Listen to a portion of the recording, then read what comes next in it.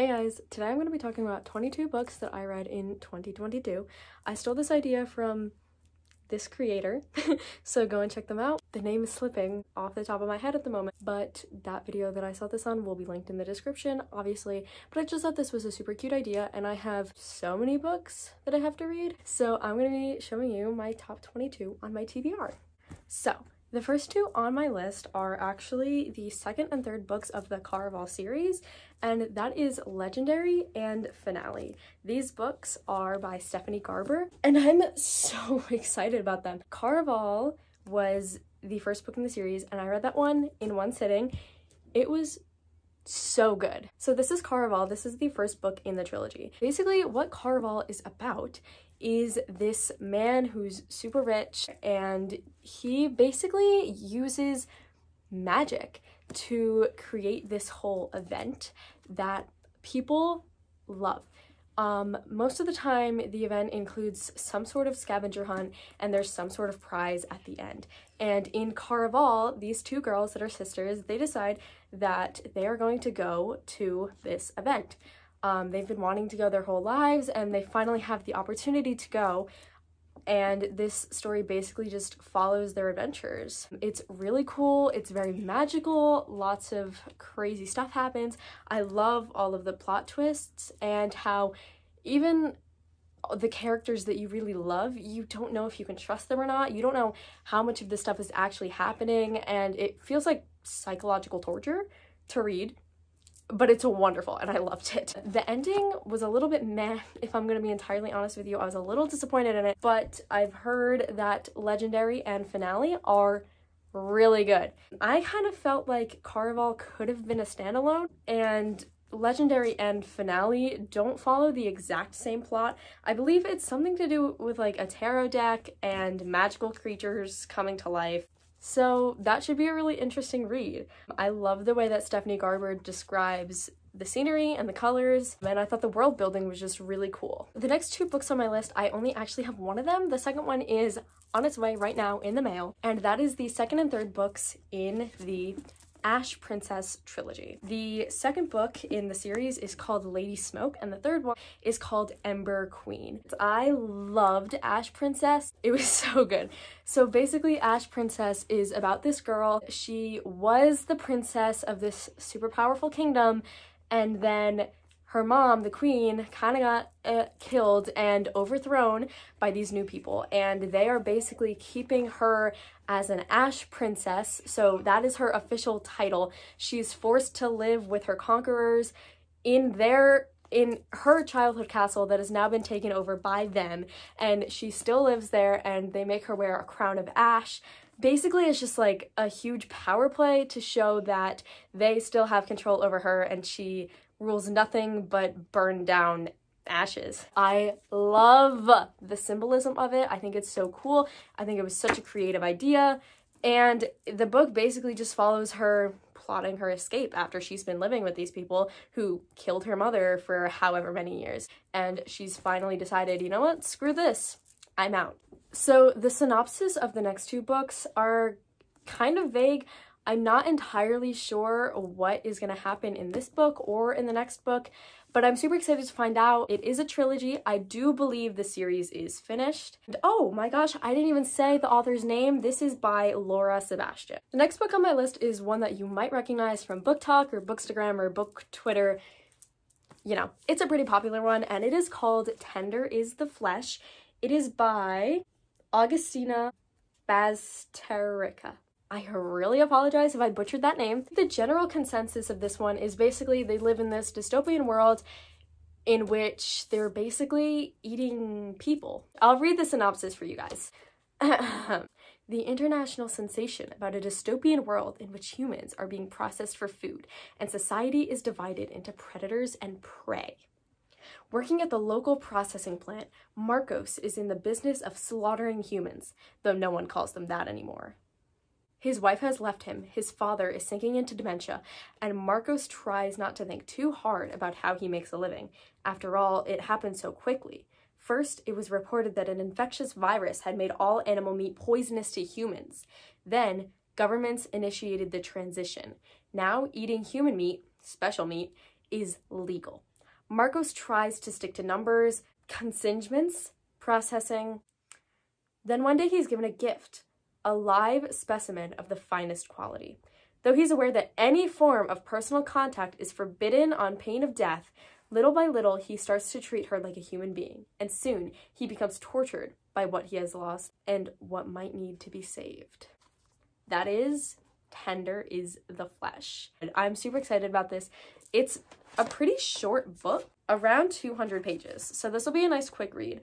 Okay, number 6 on the list is King of Battle and Blood, and this book is by Scarlett St. Clair. And let me tell you, this book and I have a little bit of a history, and it's not necessarily a positive one.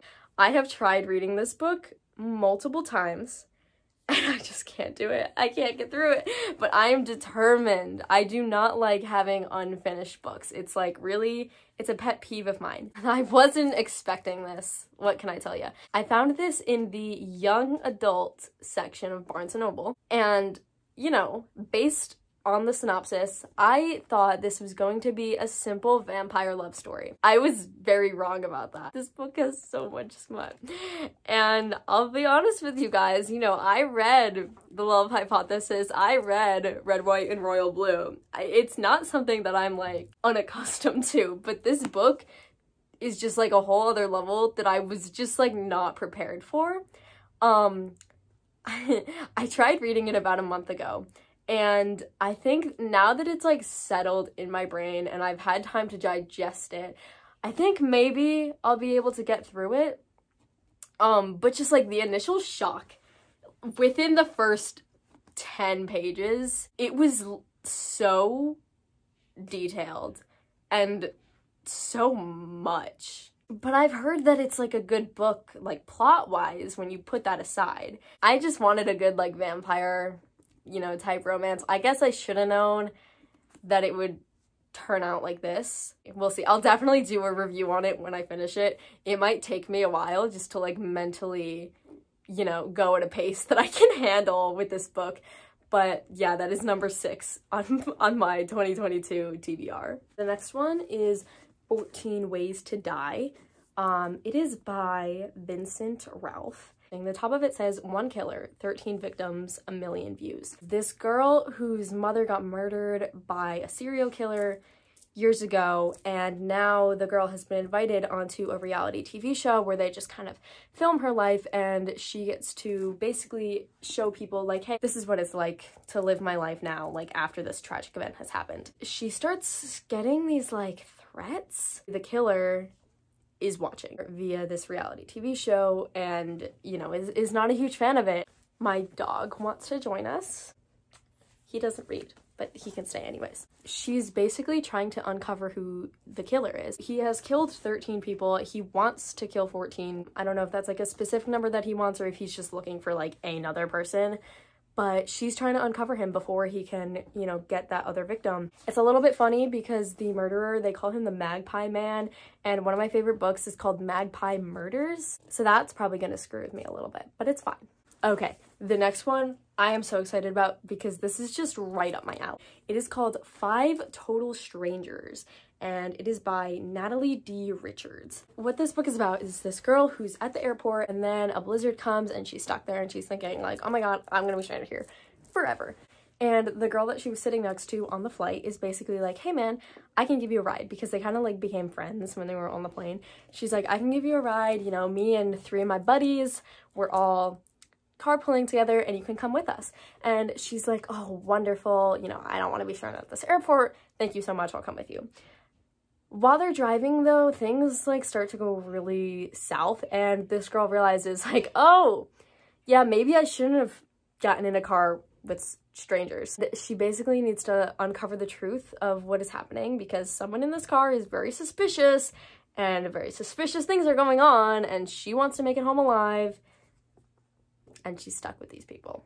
So the next book on my list is called Jade Fire Gold, and it is by June Clayton. Can we talk about, first of all, I adore the cover art on this book. It feels very 2010s to me, you know, it feels very middle school library. I love it. I tend to like really hate book cover art. Spanish love deception, The Hating Game, like that type of cover art, it's an atrocity. But I love this kind, like just the way that they render the faces on that, and like it's gorgeous. I love it. I have some Pendragon books up there, like, you know, like that kind of vibe. I adore it. So that's mainly like what got me excited about this. But basically in this book we follow two main characters. One of them is An, and An doesn't remember anything about her past. She doesn't know where she came from, who she is, blah blah blah blah blah. The only thing she knows is that she has powers, and she can't let anyone know about those powers because it'll lead to her imprisonment.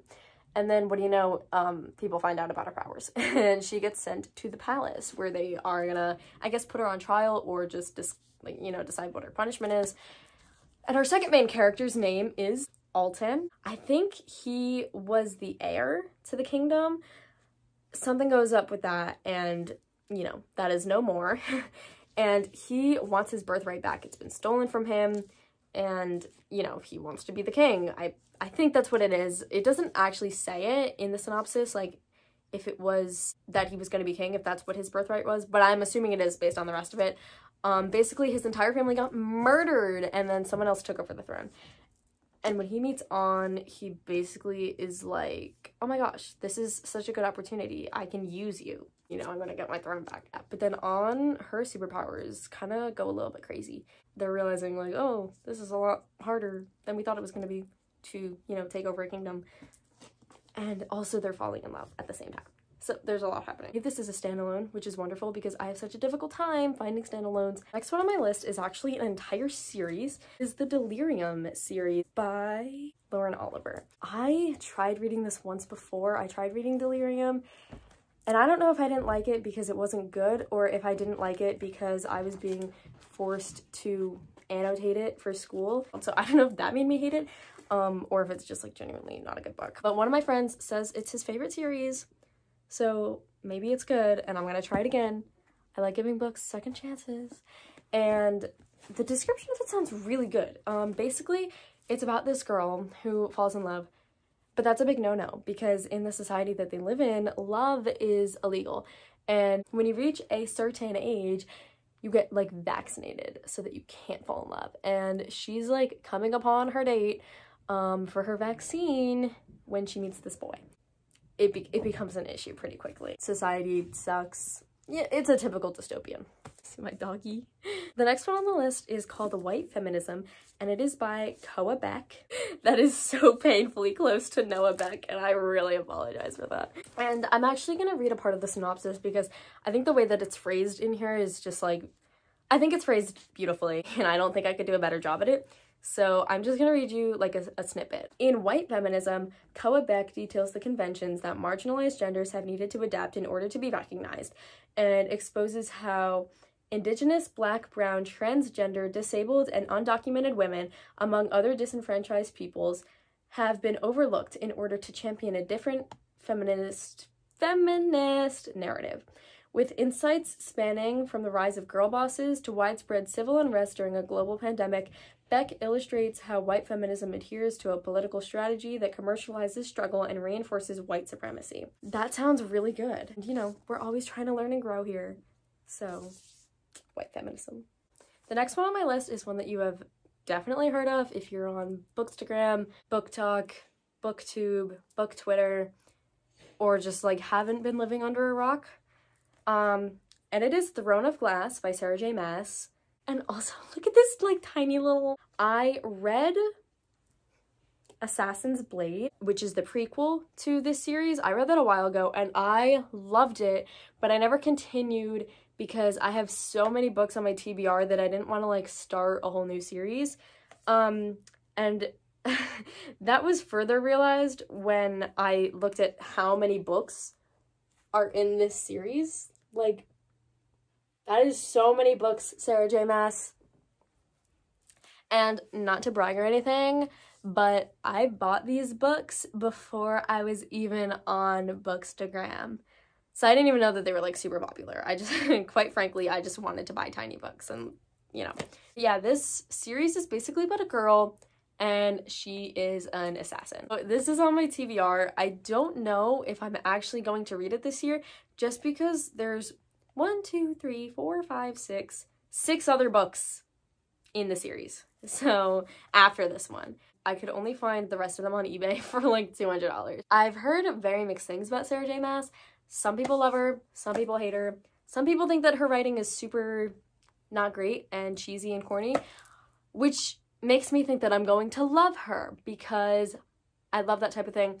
I love YA fantasy, and all of the books tend to be variations of like the exact same plot over and over and over again, and I love it, and I have no problems with that. I love cliche.